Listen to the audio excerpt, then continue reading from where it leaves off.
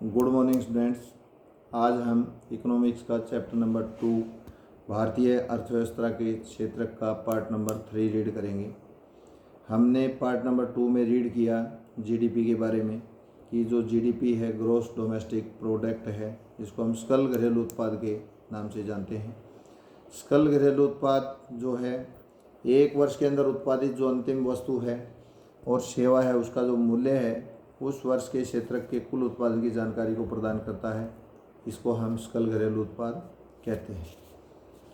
अब हमें देखना है क्षेत्रकों में ऐतिहासिक परिवर्तन, यानी 3 प्रकार के क्षेत्रकों में बटा हुआ है सारा सिस्टम। प्राथमिक, द्वितीयक और तृतीयक क्षेत्र के अंदर कार्यों का विभाजन हमने किया।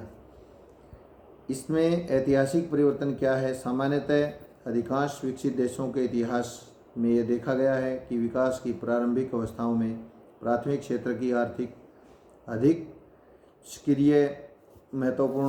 सक्रियता से महत्वपूर्ण क्षेत्र रहा है। जैसे जैसे कृषि प्रणाली परिवर्तित होती गई और कृषि क्षेत्र समृद्ध होता चला गया, वैसे वैसे पहले की तुलना में अपेक्षाकृत अधिक उत्पादन होने लगा। अब अनेक लोग दूसरे कार्य करने लगे। जो शिल्पी हैं, व्यापारी हैं की संख्या में वृद्धि होने लगी।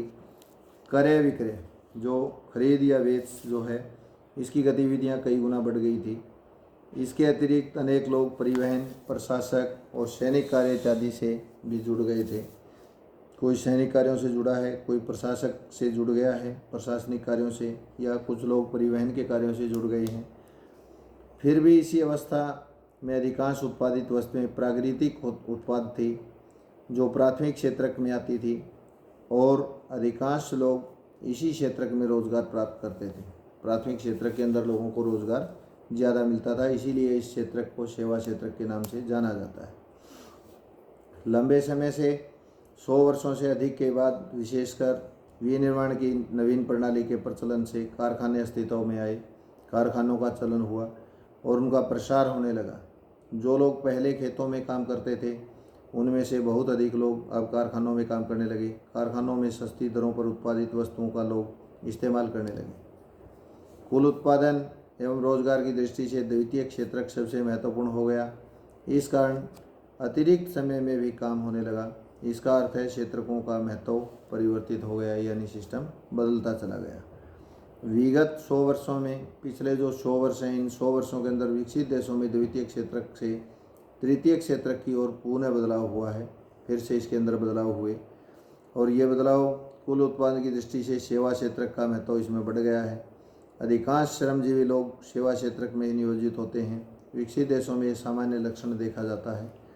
भारत में तीनों क्षेत्रकों का कुल उत्पादन और रोजगार कितना है? विगत वर्षों में विकसित देशों में देखे गए पैटर्न के समरूप क्या भारत में परिवर्तन हुआ है? ऐसा ही प्रथम वर्ग वाले दूसरे में, दूसरे वाले तीसरे वर्ग में, इस प्रकार के क्षेत्रों में बदलाव हो रहा है। इस खंड के अंदर हम देखेंगे तीनों क्षेत्रकों के उत्पादित जो वस्तुएं, सेवाएं जो दिखाता है आरेख नंबर 1, इसमें 1973 से लेकर 2003 के उत्पादन को दिखा रहा है।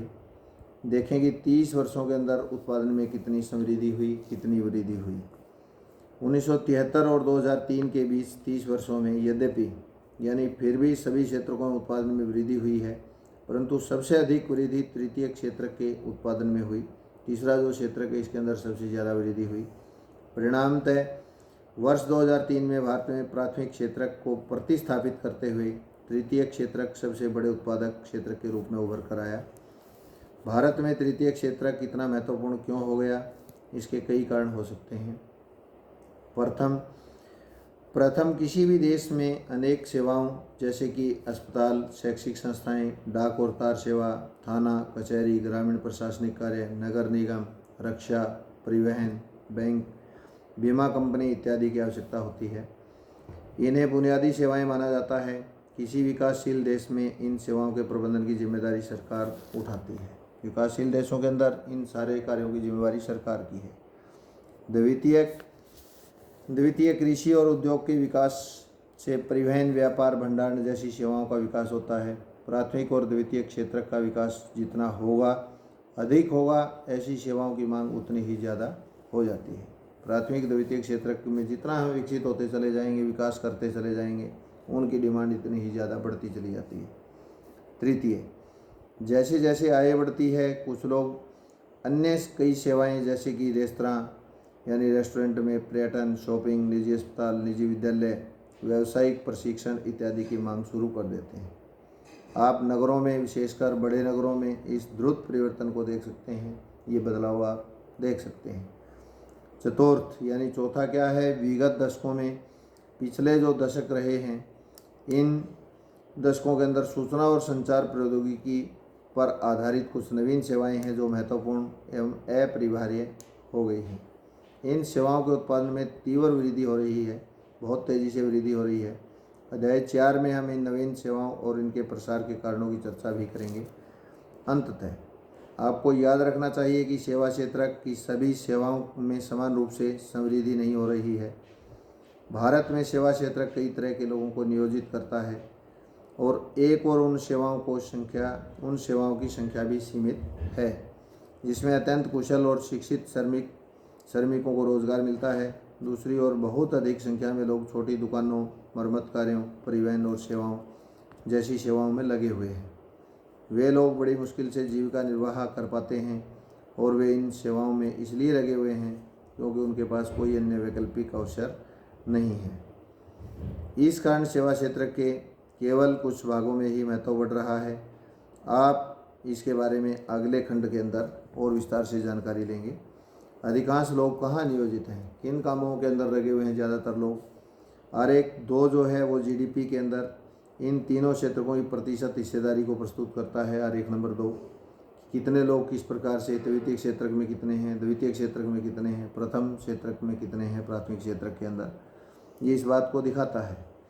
30 वर्षों में क्षेत्रकों के बदलते महत्व को प्रत्यक्ष रूप से आप देख सकते हैं। भारत के संदर्भ में उल्लेखनीय तथ्य है कि जीडीपी में तीनों क्षेत्रकों की हिस्सेदारी में परिवर्तन हुआ है। जो ग्रॉस डोमेस्टिक प्रोडक्ट है इसके अंदर बहुत से बदलाव हुए हैं, फिर भी रोजगार में ऐसा परिवर्तन नहीं हुआ है। रोजगार के अंदर इतनी तेज़ी से परिवर्तन नहीं हो रहे। आरेख 3 वर्ष 1973 से 2003 में तीनों क्षेत्रों में रोजगार की हिस्सेदारी को दिखा रहा है। 2000 में भी, वर्ष 2000 में प्राथमिक क्षेत्र सबसे बड़ा नियोक्ता के रूप में बन करके उभरा है। प्राथमिक क्षेत्र से रोजगार का ऐसा ही क्षेत्र स्थानांतरण क्यों नहीं हो रहा है इस प्रकार से? इसका कारण यह है कि द्वितीयक और तृतीयक जो क्षेत्रक हैं इनमें रोजगार के पर्याप्त अवसरों का सृजन नहीं हुआ है, इसलिए प्राथमिक में ज़्यादातर स्थानांतरण नहीं हो रहा है।